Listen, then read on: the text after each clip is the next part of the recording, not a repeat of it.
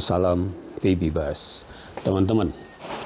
Di video kali ini saya akan mencoba menjelaskan tentang istilah artificial intelligence secara awam. Jadi kira-kira begini pengertiannya. Program artificial intelligence ini pada dasarnya dia itu meniru mimicking ya. Bagaimana cara kerja anak kecil, bayi bekerja. Jadi bisa dibilang artificial intelligence atau singkatannya itu adalah AI atau AI dalam bahasa Indonesianya. Itu bisa dikatakan merupakan bentuk primitif dari cara kerja otak anak manusia, anak bayi.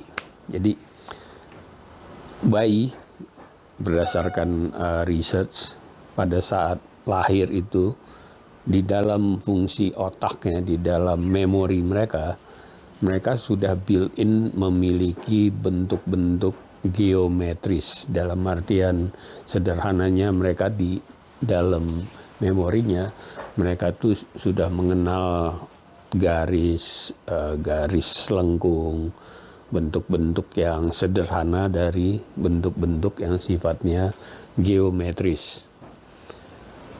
Dari mananya saya nggak tahu, itu dari research begitu. Nah, pada saat seorang bayi, karena itu pada saat bayi kecil kita gantung-gantung ada mainan yang kubus-kubus atau bola-bola kecil yang gerak-gerak, itu untuk mereka merecall, dan setiap kali mereka melihat satu objek yang baru, bayi itu akan menyimpan di memorinya di tempat-tempat yang terpisah. Ini bola, ini kubus, ini piramid, seperti itu. Jadi setiap kali dia melihat satu objek yang baru, yang dilakuin di dalam proses otaknya adalah mengambil dasar-dasar memori geometri tadi, membangun itu dan menyimpannya ke dalam memori yang berbeda, sehingga semakin hari semakin lama dia makin mengenal objek itu apa, sampai dia juga dididik,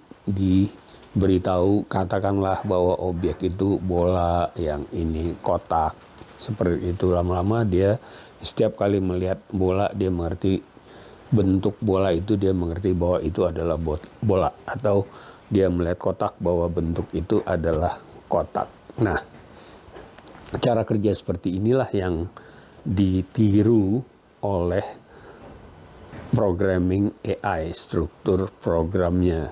Artinya ada input terlebih dahulu di dalam program itu ke database secara tidak terstruktur. Semua bentuk-bentuk parameter awal, di mana nantinya dari setiap input itu program ini akan mempelajari dan mengenali apa yang di-input, sehingga dia sama seperti yang bayi tadi, dia bisa tahu, oh ini adalah bola atau ini adalah kubus. Jadi sesederhana itu sebenarnya. Nah, semakin banyak parameter yang di-input, dia juga lama-lama program ini bisa dibuat sedemikian rupa sehingga dia mempelajari setiap kesalahannya, sehingga dia punya katakanlah probabilitas dari semua yang dia lakuin, istilahnya matching atau nyocok-nyocokin itu, maka katakanlah di atas 60%, maka matchingnya itu bisa dikatakan benar.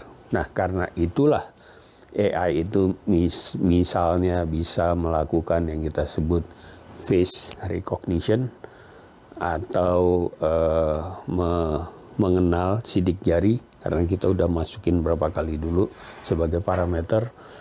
Untuk mata misalnya, kornea mata kita direkam dulu berapa kali, sehingga AI itu lama-lama mengenali, oh ini matanya si A, atau ini mukanya si A, atau ya kira-kira ini sidik jari si A, kira-kira begitu. Nah, apakah AI ini adalah satu teknologi ke depan? Sebenarnya enggak juga, karena hari ini semua kita sudah terlibat dari proses AI, walaupun banyak pengguna tidak sadar bahwa itu adalah proses dari AI. Misalnya Anda punya email,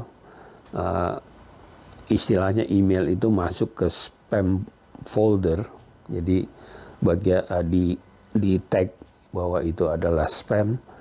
Nah, setiap kali Anda katakanlah ada tombol ini bukan spam, kalau Anda klik itu, maka si AI itu lama-lama belajar, oh kalau email bentuk ini dia bukan spam. Begitu kira-kira. Tapi sebenarnya di awalnya sudah diberi input parameter bahwa kalau bentuk struktur email seperti ini, maka besar dugaan ini email adalah spam.